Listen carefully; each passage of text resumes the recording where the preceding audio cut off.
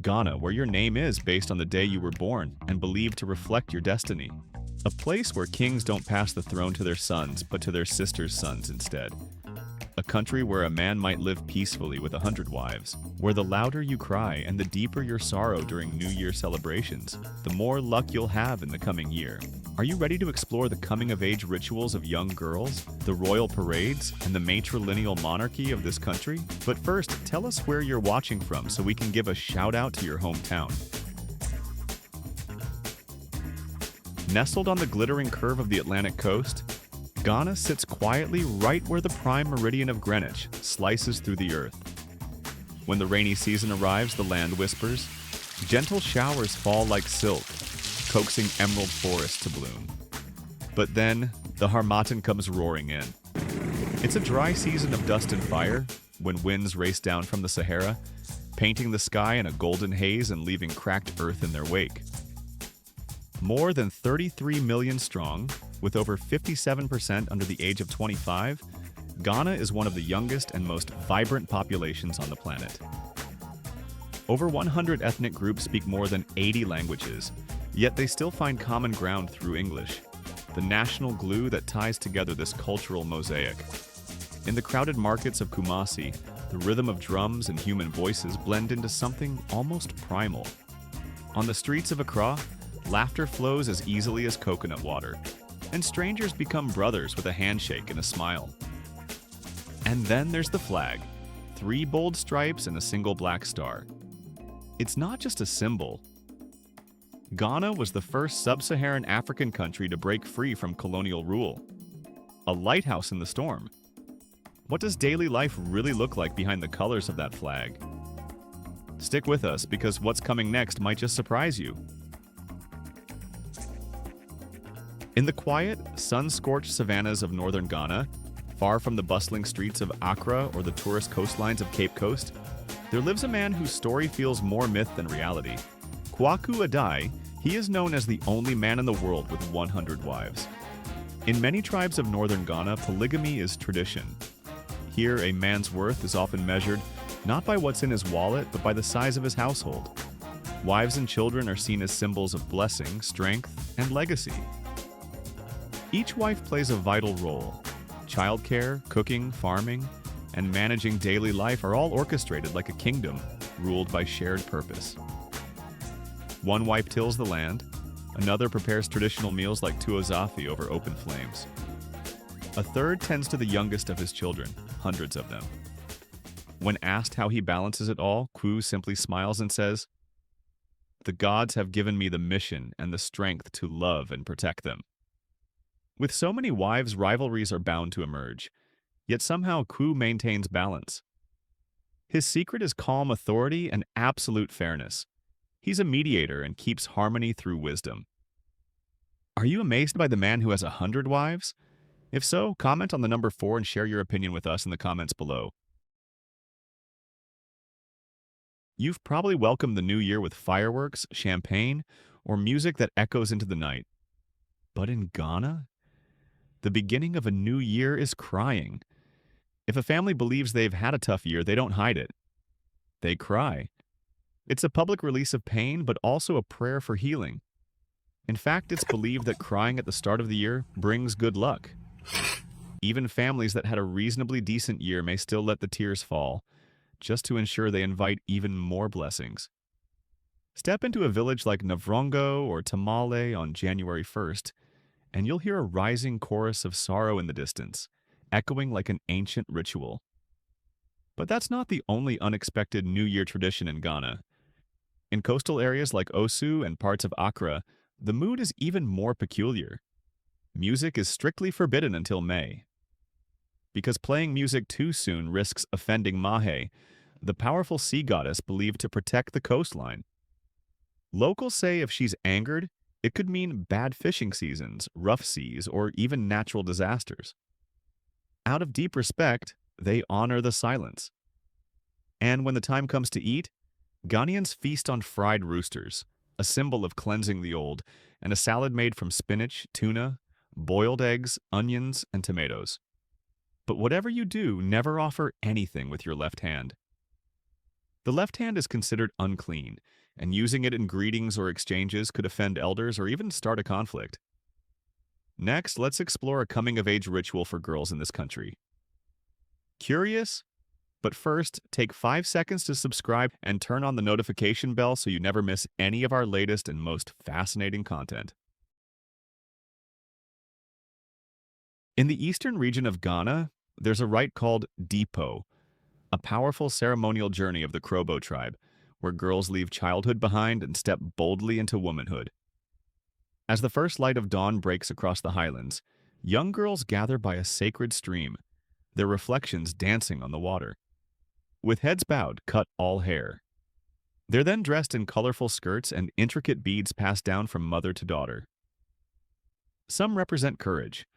Others speak of fertility, beauty, or strength. In the Krobo culture, a woman's beads are her heritage, her pride, her identity. Over several days, these girls undergo a series of physical and emotional trials designed to shape their character. One test involves carrying water-filled calabashes on their heads without spilling a single drop, teaching balance, discipline, and grace. Another involves stepping across crackling flames, facing their fears with dignity. As night falls, the girls are led into the heart of the village to the sound of drums. The air pulses with rhythm. They dance with joy. Every beat is a dialogue between the past and the future. And as the entire village watches, their transformation is complete. They are now women, honored, admired, and blessed by elders. The community showers them with gifts and praise. This small West African nation is home to over 100 ethnic groups, each with its own language, dress, dance, and deeply rooted customs. From the smooth, guitar-driven sounds of high life to the modern beat-infused hip life, Ghanaian music is pure energy. But music here isn't just sound, it's motion. Take the Apatampa dance, for example. Dancers use synchronized hand and foot gestures to reenact village tales, honor ancestors, or flirt with their audience. Costumes are bright, elaborate, and full of symbolism. And then there's the art. Ghanaian visual art is bold and vibrant colors that pop off canvas, wood carvings etched with ancestral symbols, and market walls covered in murals that speak to everyday life, spirituality, and social justice. But Ghana's culture isn't just beauty and rhythm, it's also mystery and contrast. Among the Ashanti people, there's a practice where they cast gold statues to honor their ancestors. This tradition is passed down in secrecy and care, a golden thread between generations. And then there are customs so complex they're controversial. One of them is Trikosi, a centuries-old practice once used to atone for family sins by offering girls to local shrines. Though now outlawed under Ghanaian law and condemned by human rights groups. Do you want to come and experience these art activities in person? If yes, comment the number 1 and share with us which art form impressed you the most in the comments below. In the heart of West Africa lies a body of water so vast, it reshaped the landscape and the lives here. Lake Volta, the largest artificial lake in the world, stretching like a giant blue artery through Ghana. Created in the 1960s with the construction of the Akasambo Dam, the lake now covers over 8,500 square kilometers, about 4% of Ghana's entire land area. It feeds villages, irrigates crops, and powers the country's electricity grid. It's a lifeline for food, trade, and travel. To create Lake Volta, around 80,000 people were displaced. And still, the lake stands today as a symbol of unity. Just a few hours north, the land begins to rise and the sound of rushing water grows louder. This is Kintampo Falls, a 3-tier cascade hidden within a lush forest sanctuary. Local tribes believe these falls are a dwelling place of the ancestors. During traditional festivals, village elders lead ceremonies beneath the water spray, offering calabashes of palm wine, yams, and prayers for rain, harvest, and harmony. The water, they say, cleanses the soul and connects the living to the unseen. In 2023, Ghana reaffirmed its status as Africa's top gold producer, yielding approximately 4 million ounces of gold, a notable 8.3% increase from the previous year. This surge was primarily driven by the expansion of small-scale mining operations, which compensated for a decline in large-scale mining output. Despite this impressive production, a significant portion of Ghana's population continues to face economic challenges.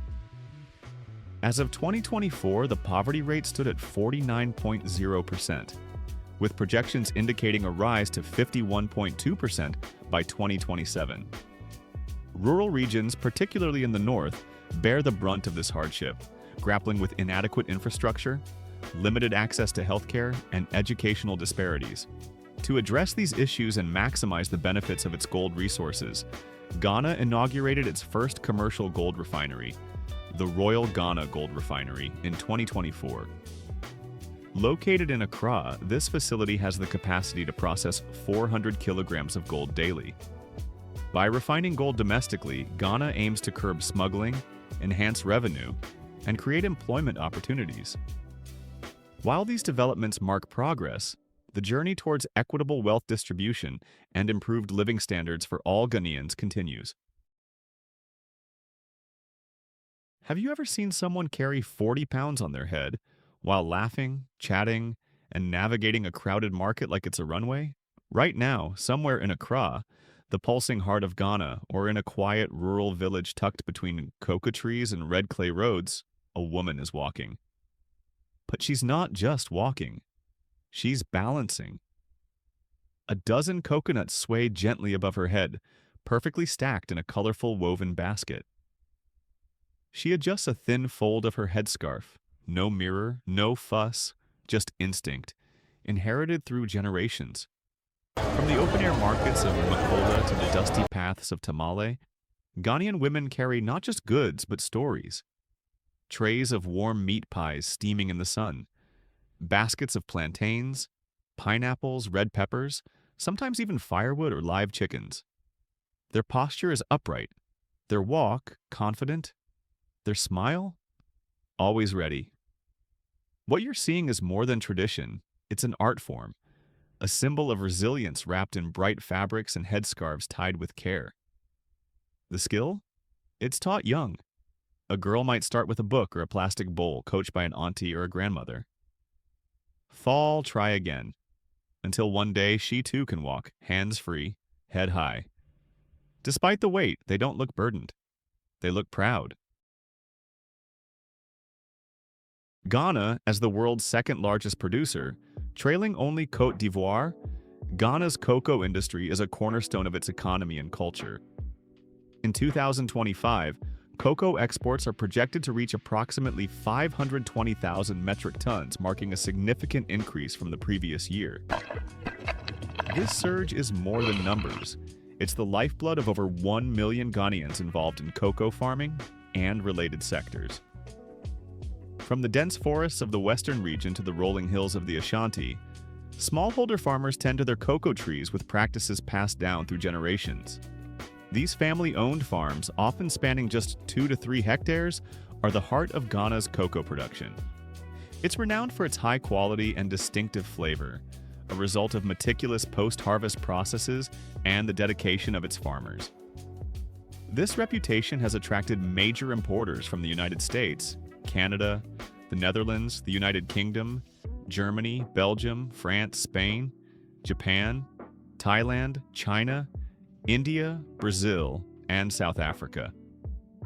Yet behind the rich aroma and taste lies a tale of challenges and triumphs. Climate change, aging trees, and fluctuating global prices have tested the resilience of Ghana's cocoa sector. In response, the government and various organizations have implemented measures to support farmers, including providing better access to fertilizers and combating diseases like black pod. These efforts aim to ensure that cocoa remains a sustainable source of income and pride for the nation. In Ghana, food is about history, family, and the fire of tradition passed from one generation to the next. Let's start with a national favorite, banku and tilapia.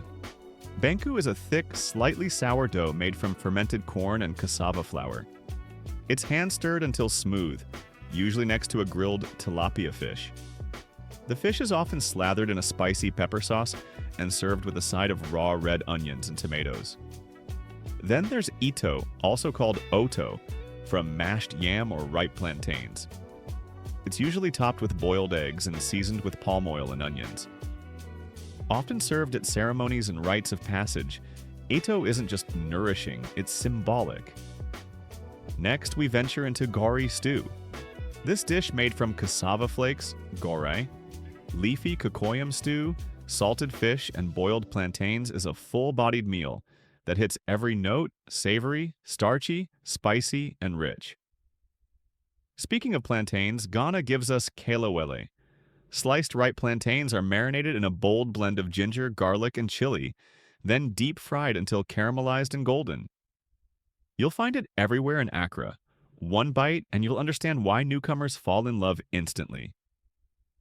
Another classic is okra stew, loved for its thick, sticky texture and hearty flavor.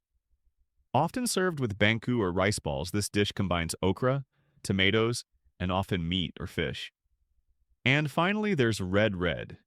Named for the rich red hue from palm oil and tomatoes, this stew is made with black-eyed beans and usually paired with crispy fried plantains. It's a favorite among locals and vegetarians alike, full of flavor, satisfying, and deeply rooted in Ghanaian home cooking. Accra, the capital of Ghana, isn't just the cultural and economic heart of the country. It's also one of Africa's most expensive cities to live in. In fact, as of 2025, Accra ranks as the second most expensive city on the continent, according to Numbeo. If you're dreaming of living in the city center, a modest one-bedroom apartment will cost you around $900 per month. Want something more spacious? A three-bedroom unit in the same area jumps to about $2,300 monthly. Move out to the suburbs, and price is $500 for a decent one-bedroom flat. Eating out? You've got options. A basic meal at a local restaurant might only set you back $5, but a mid-range dinner for two can be $50. Essentials like milk, bread, and chicken are affordable, but they add up fast, especially for families or expats accustomed to bulk shopping. Transportation tells a similar story. Ghana's shared minibuses cost just 50 cents per trip. A monthly public transport pass hovers around $30. Take a taxi, and you're paying about $1 per kilometer. So how much does a single person spend living modestly in central Accra? On average, around $1,650 each month. That includes rent, food, transport, and other basic needs. Every 2 years, between the golden months of July and August, Ghana becomes the beating heart of Pan-African pride with the return of the Pan Festival, officially known as Panafest, short for the Pan-African Historical Festival. First launched in 1992, this cultural phenomenon was born with a powerful goal: to promote unity among African nations and reconnect Africans across the globe with their ancestral roots. What makes Panafest so magnetic? It's the parade of tribal chiefs and their wives. Dressed in regal kente cloth, adorned with centuries-old gold jewelry, they stride onto the festival grounds to the thunder of African drums and the cheers of thousands. It's like watching royalty meet rhythm. The festival is meticulously planned long before the first drumbeat. From the vibrant costumes stitched by hand in remote villages, to the synchronized movements of dancers with carved physiques, every detail honors heritage. Stage plays echo the stories of past generations. Dancers perform with agility that seems otherworldly, and the drummers tell stories with their hands. Stories of resilience, of kingdoms, of a continent that refuses to forget its greatness. It's a space where African Americans, Caribbeans, and Africans from all corners of the world come to reconnect with something larger than themselves. A spiritual reunion, a celebration of identity. The Akon, one of the largest ethnic groups in Ghana, uphold a matrilineal system of inheritance.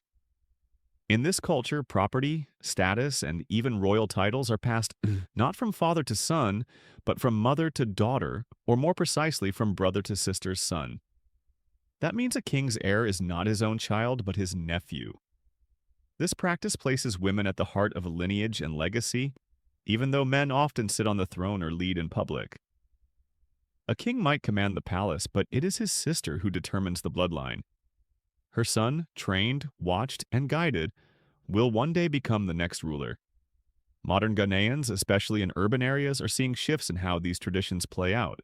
But even in today's world, the matrilineal structure remains remarkably resilient.